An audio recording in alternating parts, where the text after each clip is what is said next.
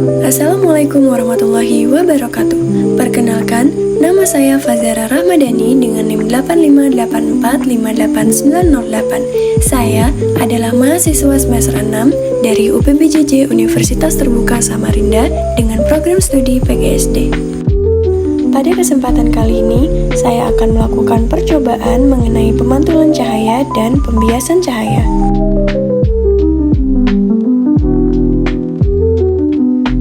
Pada percobaan pertama, susunlah lampu senter dan celah cahaya di depan cermin datar. Kemudian, nyalakan lampu senter dan amati dengan baik jalannya berkas cahaya pada saat sebelum dan sesudah mengenai cermin datar. Ketika lampu senter dinyalakan dan cahaya diarahkan melalui celah menuju cermin datar, berkas cahaya tampak bergerak lurus menuju permukaan cermin. Setelah mengenai cermin datar, berkas cahaya dipantulkan kembali dengan arah yang teratur.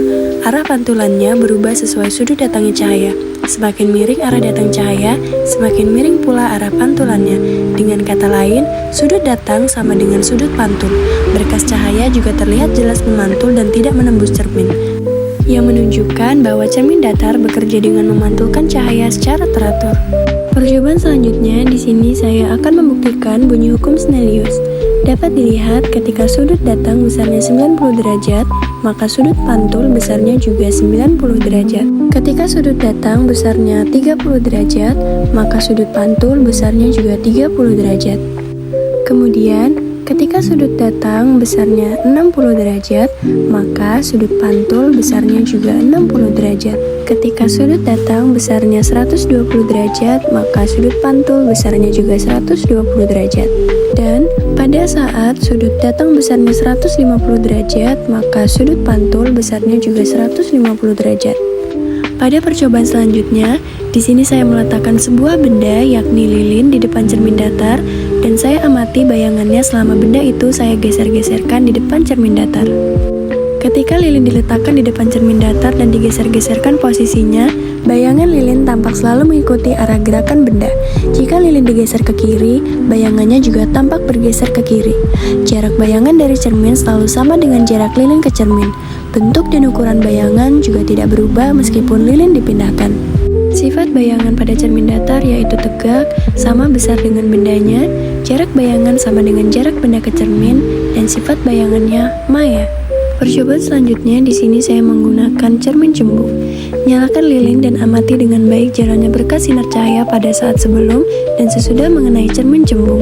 Dapat dilihat sifat bayangan yang terbentuk oleh cermin cembung yaitu bayangan selalu tegak, maya, dan lebih kecil dibandingkan bendanya.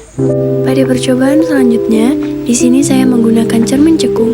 Nyalakan lilin dan amati dengan baik jalannya berkas cahaya pada saat sebelum dan sesudah mengenai cermin cekung. Dapat dilihat, sifat bayangan yang dibentuk oleh cermin cekung adalah bayangan bersifat maya, terbalik, dan ukurannya bisa 2 kali lipat atau lebih besar dibandingkan benda aslinya. Untuk percobaan selanjutnya yaitu mengenai pembiasan cahaya. Untuk langkah kerjanya, nyalakan lampu senter dan amati dengan baik jalannya berkas sinar pada saat sebelum dan sesudah menembus balok kaca.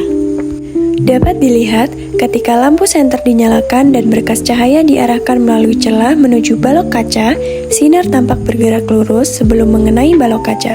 Setelah masuk ke dalam balok kaca, arah sinar berbelok atau dibiaskan. Pembelokan ini terjadi karena cahaya berpindah dari udara ke kaca yang memiliki kerapatan optik lebih tinggi.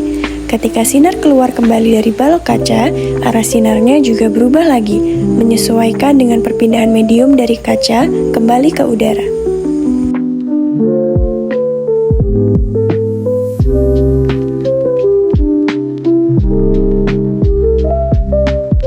Pada percobaan selanjutnya, di sini saya menggunakan lensa cembung untuk mengamati huruf pada buku. Ketika lensa cembung diletakkan sangat dekat dengan huruf pada buku, huruf akan tampak lebih besar dan jelas. Saat lensa perlahan-lahan digeser menjauhi huruf, bayangan huruf menjadi semakin besar. Namun, setelah melewati jarak tertentu, bayangan mulai kabur, dan pada jarak tertentu lagi, huruf tidak tampak jelas karena tidak terbentuk bayangan yang fokus. Dari kegiatan praktikum yang telah dilakukan, diketahui sifat bayangan yang dibentuk oleh cermin datar yaitu bayangan tegak, maya, dan sama besar dengan jarak bayangan sama seperti jarak benda, yaitu sudut datang sama dengan sudut pantul. Kemudian, sifat bayangan yang dibentuk oleh cermin cembung yaitu bayangan selalu tegak, maya, dan lebih kecil dibandingkan bendanya. Selanjutnya, cermin cekung.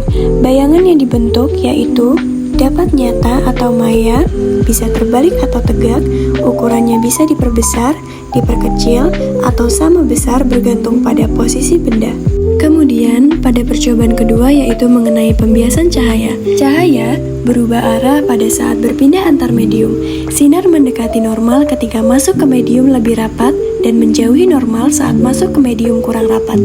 Pada balok kaca terlihat adanya perubahan sudut sebagai bukti pembiasan. Pada lensa cembung, perubahan jarak benda membuat jarak dan ukuran bayangan berubah karena lensa membiaskan cahaya hingga berkumpul.